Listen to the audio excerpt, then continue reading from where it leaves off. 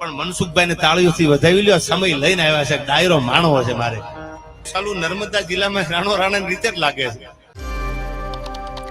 ભરૂચના સાંસદ મનસુખ વસાવા આમ તો પોતાના બેબાક બોલને કારણે અવારનવાર ચર્ચામાં આવતા હોય છે. જાહેરમાં અધિકારીઓને ખખડાવતા તેમના વિડીયો પણ ઘણા બધા સોશિયલ મીડિયામાં વાયરલ થતા હોય છે અને આપણે જોતા આવ્યા છે કે વિપક્ષના નેતાઓ મનસુખ વસાવા ઉપર ઘણી બધી વખત ટીકા કરતા હોય છે, તેમના ઉપર ટિપ્પણી કરતા હોય છે. પરંતુ હવે આ જ સાંસદના વખાણ દેવાદ ખવડે કર્યા છે.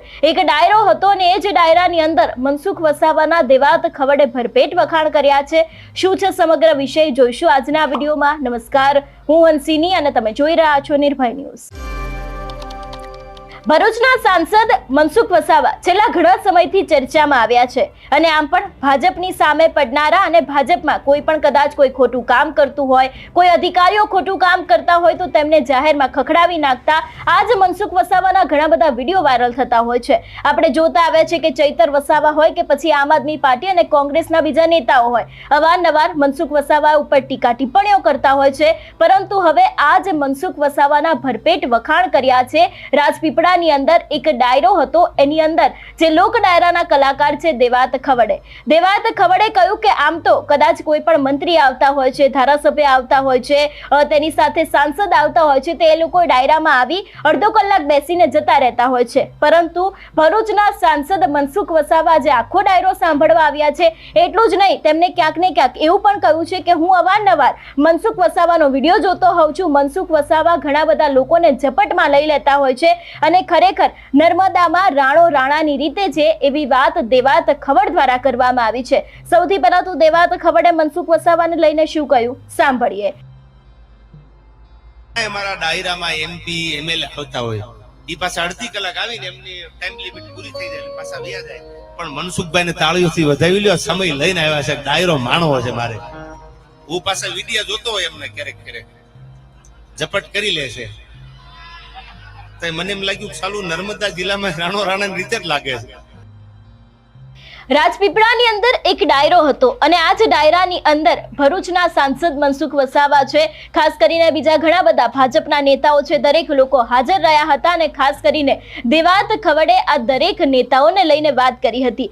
આની પહેલા પણ દેવાત ખવડ દ્વારા મનસુખ વસાવાને લઈને ઘણી બધી વાતો કરવામાં આવી છે, તેમના ભરપેટ વખાણ કર્યા છે અને ખાસ કરીને દારૂબંધીને લઈને પણ દેવાત ખવડ દ્વારા વાત કરવામાં આવી હતી. એટલે ખાસ કરીને રાજપીપળાની અંદર જે આ ડાયરો હતો ને, આ ડાયરાની અંદર ભરૂચના સાંસદ મનસુખ વસાવા સહિત ઘણા બધા ભાજપના નેતાઓ છે, એ લોકો હાજર રહ્યા હતા અને ખાસ કરીને જે અત્યારે હાલ ગુજરાતમાં દારૂ અને ડ્રગ્સનો મુદ્દો ચાલી રહ્યો છે, આપણે જોતા આવ્યા છે કે છેલ્લા ઘણા સમયથી આ મુદ્દાને લઈને ઘણા બધા નેતાઓના નિવેદનો સામે આવતા હોય છે. પરંતુ હવે ક્યાંક ને ક્યાંક આ જ ડાયરાની અંદર દેવાત ખવડે પણ દારૂને લઈને વાત કરી હતી. તેમના દ્વારા એવું કહેવામાં આવ્યું છે કે જે ગુજરાતમાં અત્યારે હાલ યુવાધન દારૂના રવાડે ચડી રહ્યું છે, તો એમને સલાહ આપી છે કે ગુજરાતના યુવાઓએ દારૂથી દૂર રહેવું જોઈએ. અને ખાસ કરીને જે રીતે મનસુખ વસાવાની પણ તેમના દ્વારા વાત કરવામાં આવી છે, આની પહેલા પણ તેમના દ્વારા મનસુખ વસાવાના ભરપેટ વખાણ કરવામાં આવ્યા હતા. કારણ કે એક બાજુ જ્યારે વિપક્ષના નેતાઓ અવારનવાર મનસુખ વસાવા ઉપર ટીકા ટિપ્પણીઓ કરતા હોય છે, ક્યાંક ને ક્યાંક તેમને લઈને જે ઘણી બધી વાતો કહેતા હોય છે, અને એ જ સમગ્ર વાતોની વચ્ચે અત્યારે હાલ જે રીતે મનસુખ વસાવાના ભરપેટ વખાણ દેવાત ખવડ દ્વારા કરવામાં આવ્યા છે. કારણ કે મનસુખ વસાવા પોતાના સોશિયલ મીડિયામાં પણ અવારનવાર ભાજપના નેતાઓની સામે બોલતા હોય છે. જે રીતે ભાજપમાં કદાચ કંઈ ખોટું થતું હોય તો પહેલા એક એવા સાંસદ છે કે જે કહી દેતા હોય છે કે આ ખોટું થઈ રહ્યું છે, આ વાત સત્ય છે. અધિકારીઓને પણ જાહેરમાં ખખડાવી દેતા હોય છે, ભ્રષ્ટાચારની વાતો પણ તેમના દ્વારા ઉજાગર કરવામાં આવતી હોય છે. પરંતુ જે રીતે વિપક્ષ દ્વારા પણ તેમની ટીકા ટિપ્પણીઓ કરવામાં આવતી હોય છે અને હવે જ્યારે દેવાત ખવડે તેમના ભરપૂર વખાણ કર્યા છે, તેની સાથે દારૂને લઈને વાત કરવામાં આવી છે, દારૂને લઈને યુવાનોને સલાહ આપવામાં આવી છે કે અત્યારે હાલ આ જે વ્યસન કરવામાં આવી રહ્યું છે, જેના કારણે ક્યાંક ને ક્યાંક યુવાધન બરબાદ થઈ રહ્યું છે, તો એ દરેક વસ્તુથી તે લોકોએ દૂર રહેવું જોઈએ એવી પણ સલાહ તેમના દ્વારા આપવામાં આવી છે.